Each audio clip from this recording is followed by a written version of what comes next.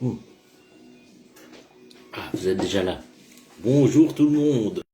J'étais en train de siroter mon petit café du matin. Voilà. Alors, aujourd'hui, nous sommes le 13 janvier, je crois.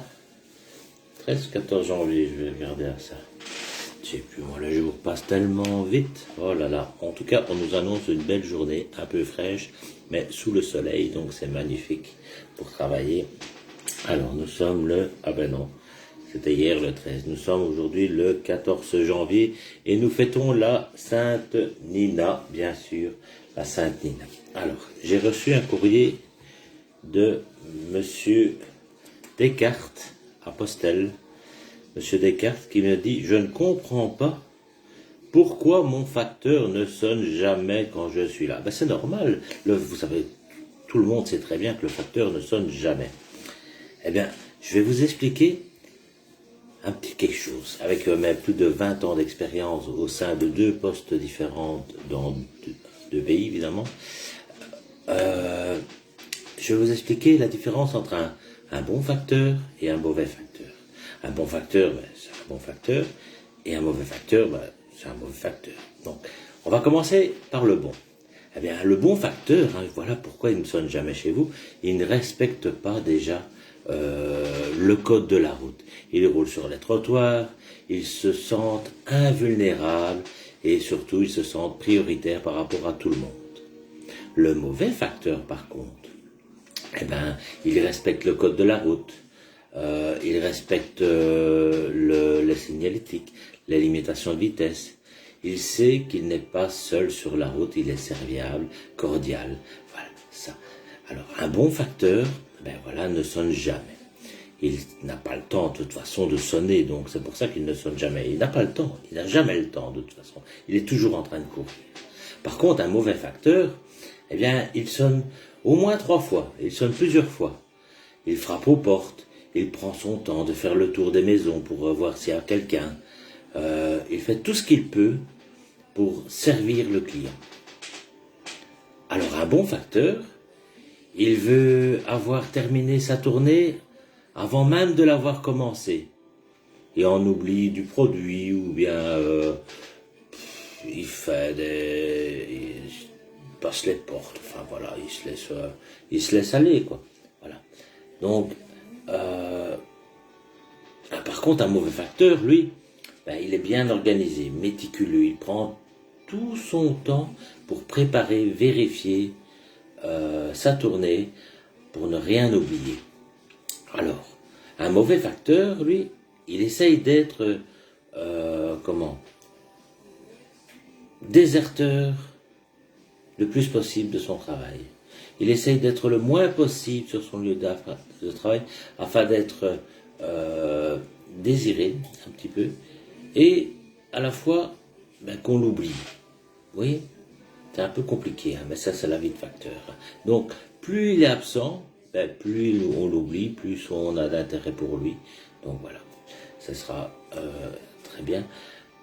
Et le mauvais facteur, lui, il est loyal, fidèle à son poste ou à son bureau. Il est fidèle et très collaborateur avec tous ses collègues. Il est le premier et volontaire pour faire du supplément et donner un coup de main à tous ses collègues. Voilà, ça c'est le mauvais facteur. Ensuite, il y a encore le bon facteur. Ben, le bon facteur, il est toujours désagréable avec ses clients, avec ses collègues. Il n'aime pas les gens.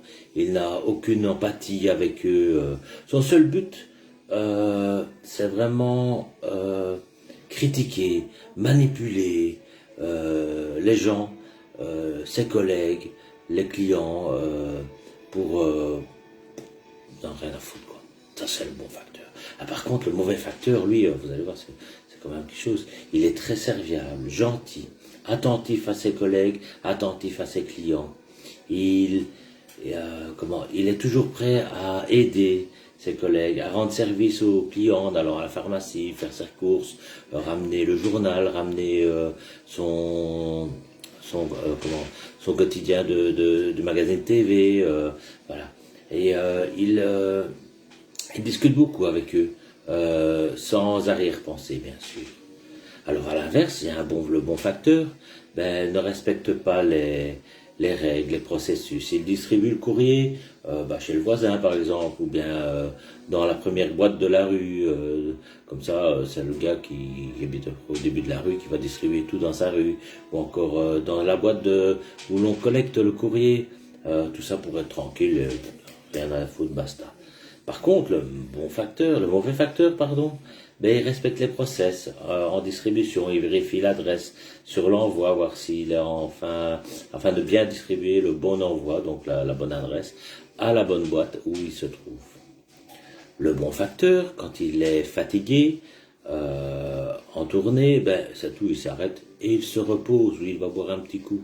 Le temps qu'il faut, il prend son temps.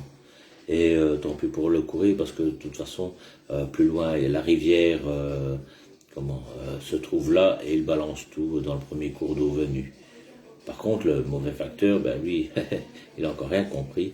Il respecte les envois du client, il fait tout pour ne pas les mouiller quand il pleut. Il est bon pied, bon oeil, il a une bonne hygiène de vie. Le bon facteur, lui, ne dit jamais bonjour, au revoir. Il est très antipathique. Et il est très imbu de sa personne. C'est lui.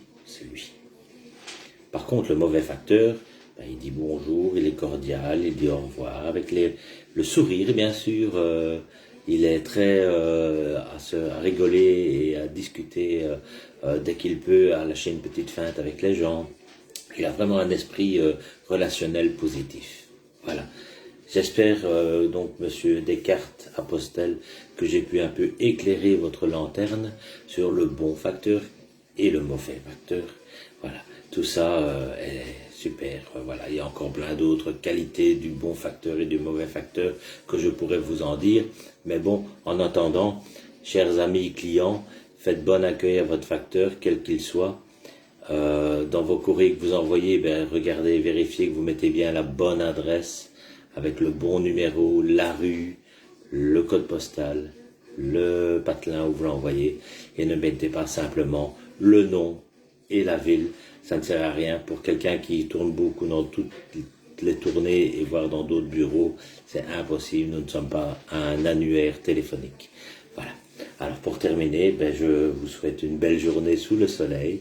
Prenez bien soin de vous, car avec le courrier du facteur Stéphane, c'est une journée positive pour écrire. Salut, salut, à demain pour un nouveau courrier du facteur Stéphane.